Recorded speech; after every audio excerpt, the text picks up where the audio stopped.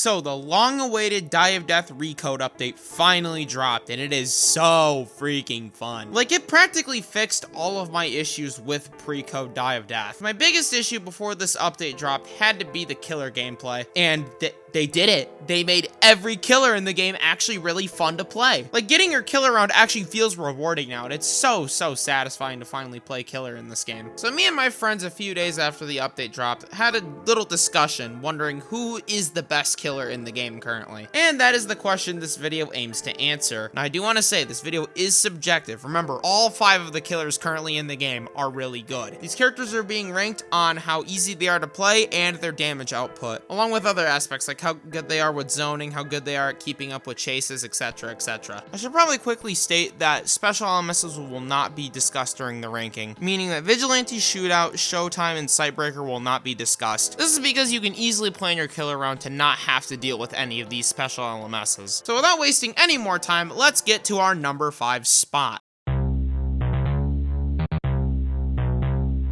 Artful is by far the easiest killer to place on this list, mainly just due to the fact that unlike every other killer in this game, he remains practically the same as he did in pre-code. However, something very interesting happened to Artful gameplay this update, and it doesn't actually have anything to do with Artful the character. Rather, the maps. The maps are way smaller and way more compact, which is perfect for every killer, especially Artful. Artful gameplay is very simple. Place walls to wall off parts of the maps that force civilians to go out more in the open, so you can place your copyrights to slow them down. Because of how small the maps are now, this is way easier for Artful, especially on maps like HQ, which have giant wide open spaces perfect for copyrights, with pretty much every other spot in the map perfect for you to wall off. However, it's because this kit got so little changes, basically means that Artful has a lot of trouble countering the current civilian meta of Die of Death. And you absolutely have to be perfect with your copyrights and walls, otherwise they have practically no effect and the civilians can just bully you the entire round. Believe me, I've had very bad Artful rounds. He is a hard killer to play, but he's also really fun. It's always satisfying shutting down a loop with a wall or getting a giant open area covered in a copyright to slow down any civilians that pass by. So in conclusion, Artful is at the bottom not because he's bad, but because everyone else in the game is just better than him. Take, for example, our number 4 spot.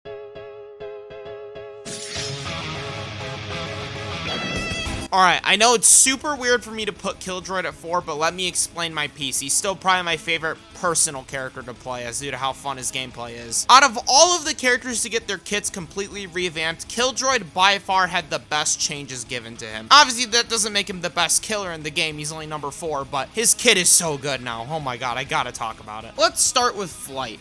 Originally, Flight would just move automatically, and you'd have to constantly change your camera in order to change the direction you're moving in. Now, you're given free reign to move wherever you want, which makes positioning the auto-aimed rockets a lot easier. Secondly, let's talk about the killbots, the biggest part of Killdroid's kit in my opinion. They used to be used as a zoning tool in order to shut down loops and punish anybody that continues to run them. However, rather than being traps, they're more sentries that shoot 15 damage rockets at civilians that run past them. When you and the killbots are both shooting civilians, it makes it incredibly hard. You practically have to be like the Matrix dodging these things. Putting these in the open areas in HQ or base play is just, oh, it's so beautiful. And how can we forget the newest addition to Killdroid's kit, Propel? Gone is that garbage ability called Detonate, and in place is an actually good melee option for Killdroid that also gives him even more vertical mobility, where Killdroid leaps into the air and pounces on anybody under him. Killdroid's gameplay now is more focused on pushing people into corners in order to use his 25 damage M1 that is the hardest M1 to aim in the entire game. And it works so well. He's so fun to play.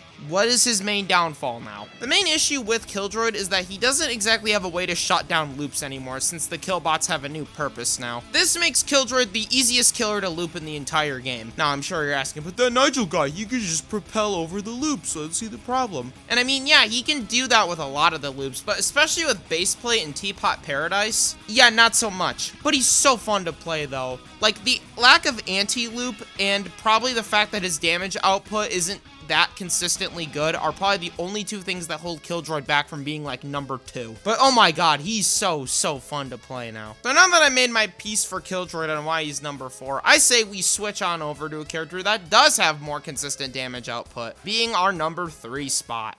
Now, I'm gonna be real with you guys. Number 3 and number 2 honestly could be switched around. This was honestly the hardest decision I've had to make making this video, whether to put either of these two killers in either number 2 or number 3. But one factor has made me decide this killer is our number 3 spot.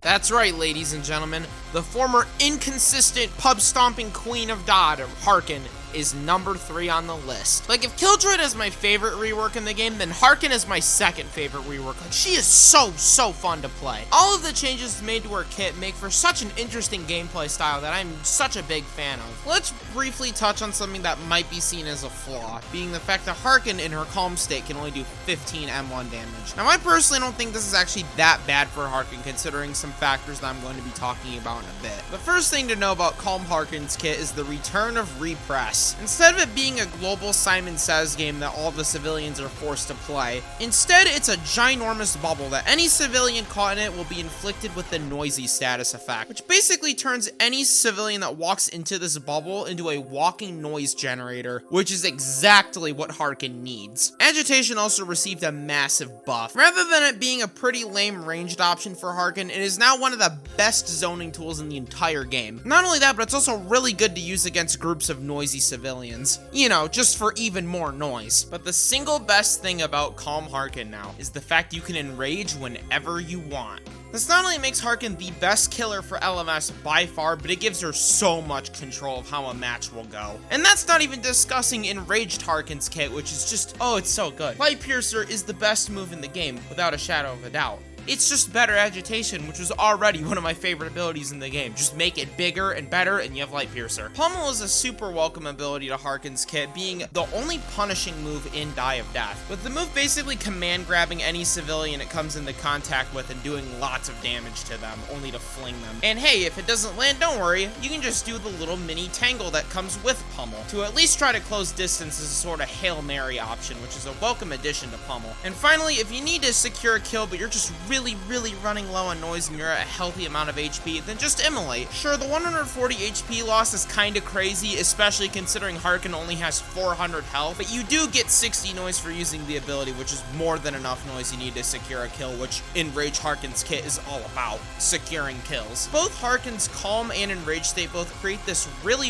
interesting gameplay loop, where for Calm Harkin, your focus isn't really killing people right now, as opposed to just getting chip damage and getting your noise meter up. But the moment you pop Enrage, you go from a little chip damage noise demon to a kill securing maniac. The main thing that puts Harkin at number 3 as opposed to number 2 is quite simply the fact that you have to snowball. You have to at least set up with Harkin to get to that enraged state. And also her HP, that's a factor too. I see a lot of Harkins make the mistake that the Calm kit can also secure kills when it's simply not made for that. I mean, yeah, it's possible, you can do it, but it's not recommended. That's what Harkin's Enrage kit is for, after all. I personally think the number 2 spot is simply better at being a rushdown, simply because there is no setup necessary at all, and you can just get right into the meat and potatoes. Speaking of the number 2 spot, Pursuer gameplay is about as simple as Die of Death gameplay can get, with it still being complex enough to actually talk about in this video. Let's begin by talking about Pursuer's overall speed, being the second fastest killer in the game, only barely being beaten out by Harkin. But unlike Harkin, Pursuer doesn't have to bother with getting a resource. He can just immediately start quick dropping people. Dare I even say Pursuer gameplay is a bit brainless at times. Like, it is genuinely so hard to outloop a Pursuer unless you maybe have a bonus pad. If you have a super persistent Pursuer on your tail, then it's gonna be very difficult to get him off of you. And I haven't even gotten into his kit yet. Cleave has always been the same good move that it's always been, maybe a bit better considering Die of Death's hitboxes right now. Hallow got reworked into being a projectile, which is really good for Pursuer, especially when he's looping somebody. But the biggest changes Pursuer got this update is with Stalk. With Stalk now offering 2 options for Pursuer to attack civilians out of Stalk, these being the moves Chomp and Lunge. With Chomp being a move that does more damage depending on how much it hits, chase, and lunge kind of just being a cleave out of stock, but is also a really good chase starter considering how much distance it gets you. The only thing that keeps Pursuer out of number 1 is that his damage output is just not as good as the number 1. But when I say Pursuer can quick drop lobbies, I really do mean he can quick drop them, which I mean his simple playstyle does fit him. He is the starting killer after all. He mainly goes above Harkin just because of how much simpler he is to play. But unfortunately for Pursuer, he still doesn't compare to the number 1 on our list.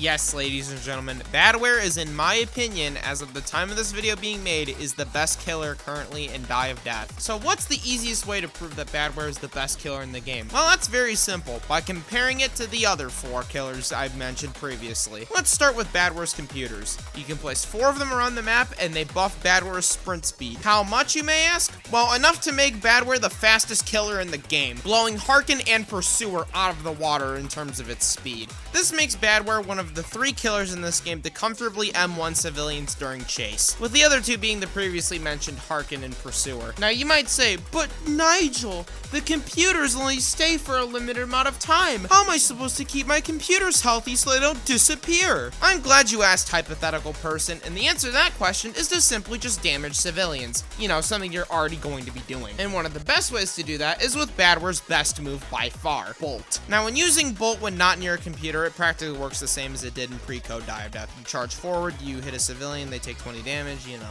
the usual stuff. But when powered up by a computer, Badware goes so fast during Bolt that basically looping a competent Badware during a powered up Bolt is practically impossible. And once you collide with a civilian, instead of just charging into them and immediately ragdolling them, you straight up punt them across the map practically. And if they hit a computer, sure, it does destroy that computer, but they take even more damage, and every other computer's explosion time goes down. Need more mobility? Don't worry, Badware has Rift, which allows you to teleport to a computer while destroying it, which is a pretty good chase starter. So when looking at Badware's kit, we basically have a rushdown zoner, a scary combo indeed, who takes the best aspects of Artful and Killjoy with their zoning capabilities, along with Harkin and Pursuer's speed buffed up to crazy amounts, combined with an ability that can do up to 30 damage every 20 seconds. The only downside I could see Badware having is that without the computers, Badware practically squirms, being the slowest killer in the game without them, which does mean that PC placement is everything. But literally outside of that, Badware practically has no downsides, and that is why Badware is currently the best killer in Die of Death.